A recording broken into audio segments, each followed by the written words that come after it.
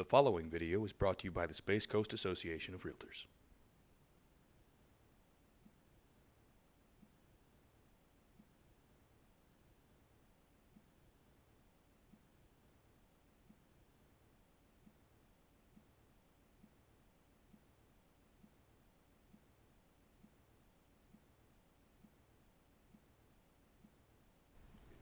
Okay, now that you're somewhat familiar with the Innovia main page, most of the time when you go into Innovia, you're going to go right to the search button, hit the drop-down list, and you're probably going to go in to do a residential or vacant land or search one of these property types through here.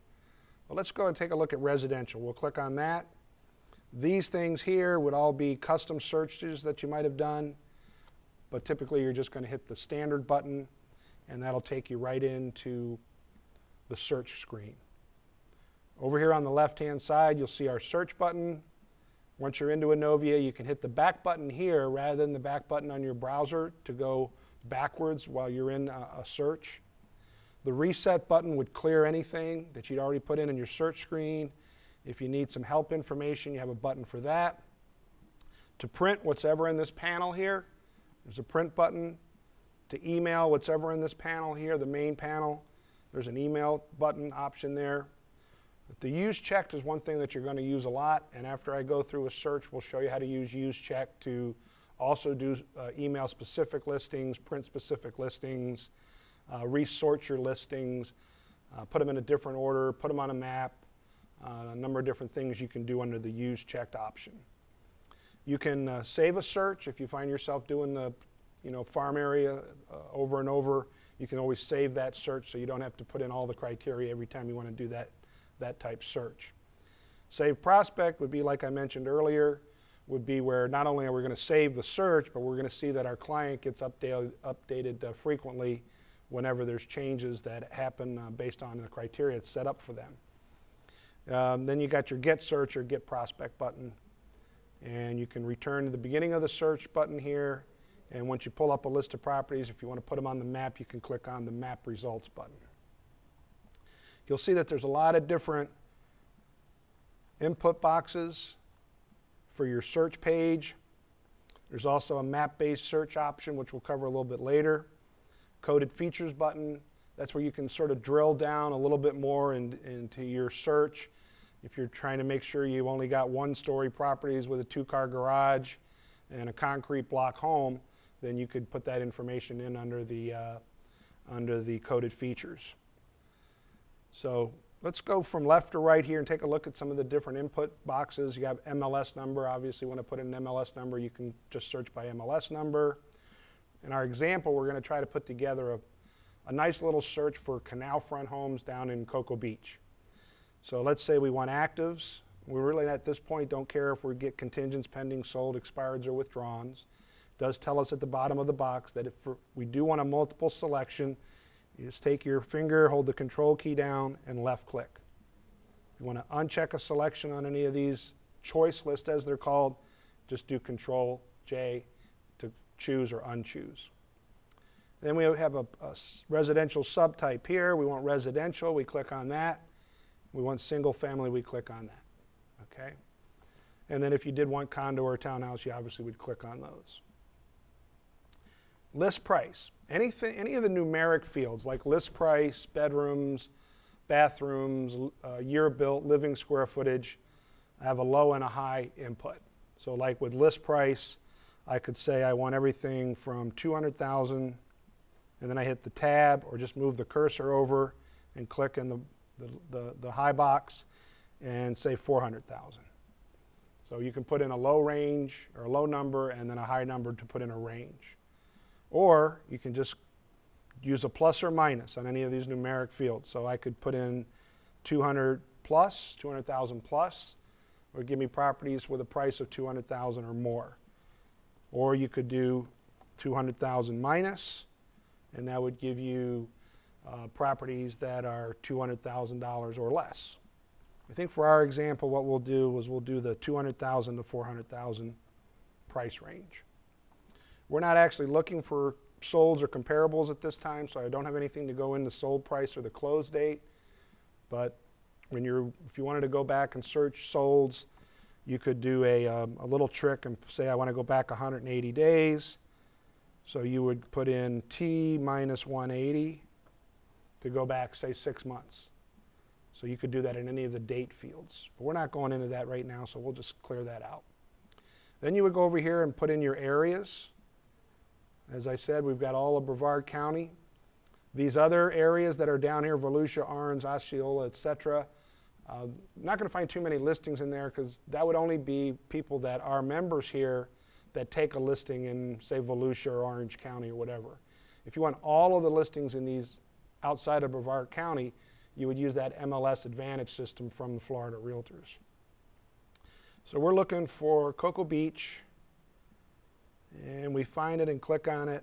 We're not going to go in by subdivision, but subdivisions are easily searchable in Innovia. There is a free-form subdivision field, so you could type in Oak Forest here and get all of the subdivisions that have the word Oak Forest in them. Or you could go to the lookup table and click on Lookup Subdivisions, and then you can choose from a list. So you could just scroll down the list like this, just hold your left key, or you could start typing in the subdivision name until it comes up on your list, and you would click Add to List and click on Done. And you could put in for a subname. If there was a particular sub you didn't want to search, you could click on Exclude. Okay, a lot of fields on the search screen you're not going to use very frequently, like tax account number. If you're looking for a specific property or specific properties on a street, you could search by street number or street name. You could search by city or zip, but most of the time you're going to be searching by the MLS 3-digit areas like 382 and whatever we had up there. Waterfront, we did say we wanted to choose a canal front home, so we're going to click on Yes and click on Canal. Okay, so we can get navigational canal front homes.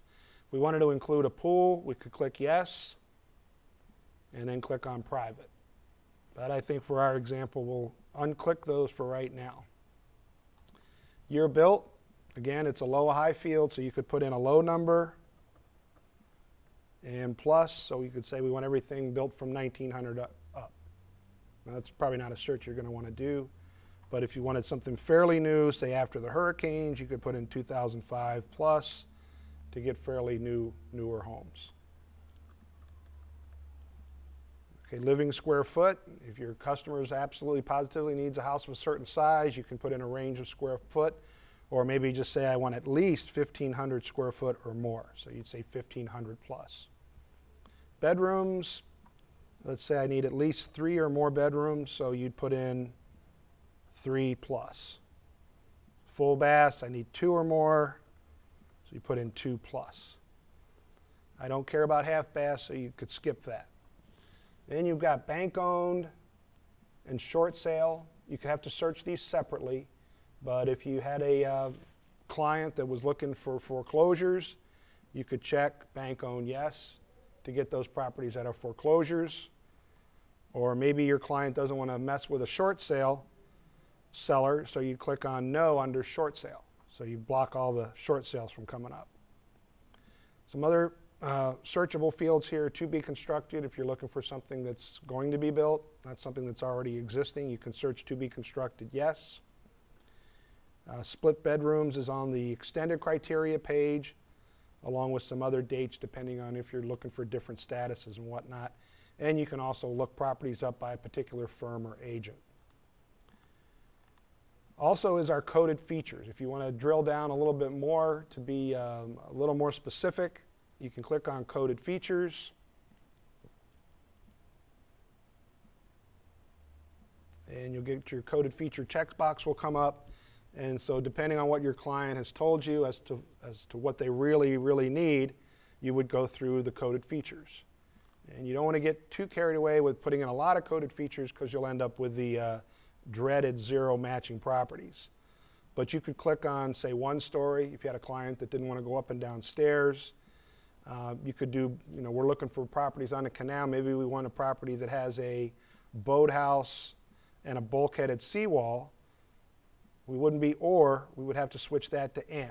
So that would make sure that all the listings that we get have both a boathouse and a bulkheaded seawall. We'll just uncheck those for now. And you can look at dwelling view, parking. If your buyer absolutely positively has to have a 2-car garage or they need an RV boat space, you could check on those. Construction, they're looking for a concrete block home rather than frame. They could go in under construction and check concrete block. And you can just scan through and look at a lot of the different other feature codes.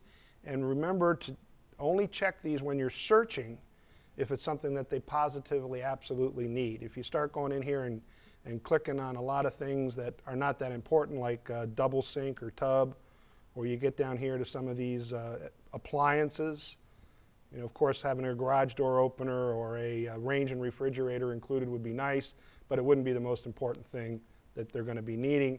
And if a listing agent left that off for whatever reason, then their property would not come up. So you don't want to get over carried away with these coded features. Once you're done inputting your coded features, you go up to the top or the bottom where you'll see an accept button. Click that accept button, and that'll save in your coded features. Okay, so then you'll go back over here where it says search when you're ready to see how many properties you find, and you click on search, and it comes up with your matching results. You'll see that there's a continue button, a cancel, and a printer friendly. I've always taught people to always use the printer friendly.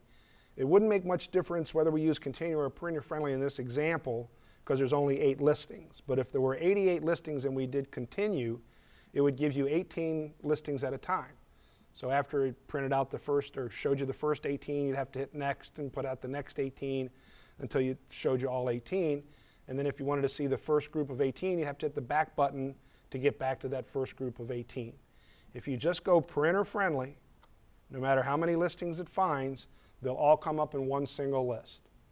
So it makes navigating through the program a lot easier than paging back and forth.